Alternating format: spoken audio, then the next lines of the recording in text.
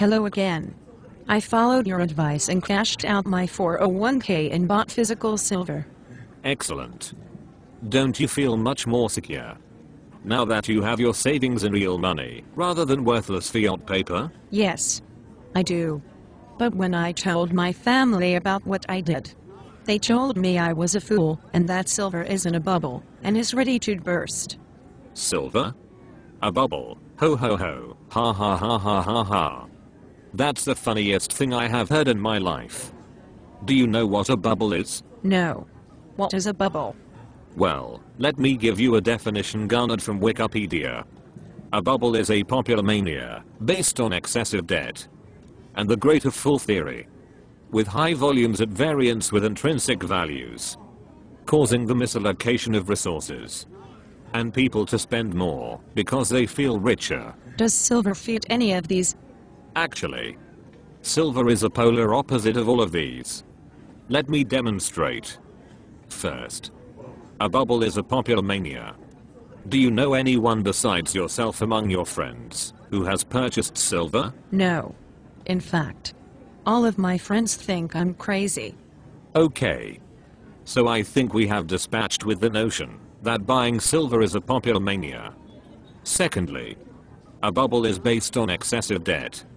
Do you know anyone who has borrowed money to buy silver? Well, I don't even know anyone else who has bought silver. But in my case I used cash. Is it even possible to buy silver with borrowed money? No. Unlike the housing bubble, where people were buying with no money down and no proof they could pay back the loan. The only loan you will ever get to buy silver is if you loan it to yourself from your 401k or buy it using a credit card. So silver isn't a popular mania. And it's not being bought with debt. What was the third criteria? The greater fool theory.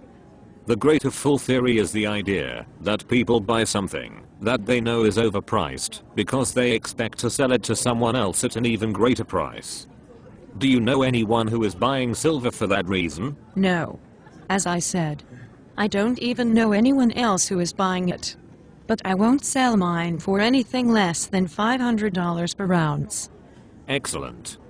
The fourth criteria is that a bubble has high volumes at variance with intrinsic values. Is silver traded at high volumes? And is its price far above its intrinsic value? No. Silver is a tiny market and is hard to get. Some places have waiting lists as long as 6 months. Silver is priced far below its intrinsic value. That is the reason there is a shortage of it. Okay. Excellent. And fifthly, is the buying of silver causing the misallocation of resources? Hardly. They are still shuttering mines. If that were the case, they'd be starting silver mines all over the place. Correct. And finally, is silver causing people to spend more because they feel richer? Not really. Everyone like me who is buying it is socking it away, never planning to touch it. So no. Ask me again when it hits $500. So, let me summarize.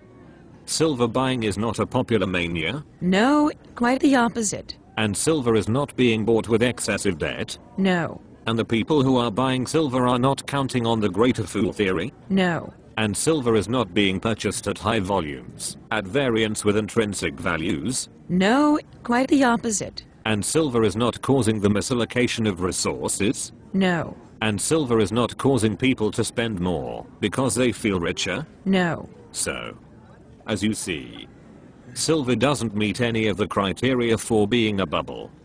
And in a few, is even the polar opposite. So what do you say now about someone who tells you that silver is in a bubble? I would say that they are a complete and utter fool. Excellent. Goodbye.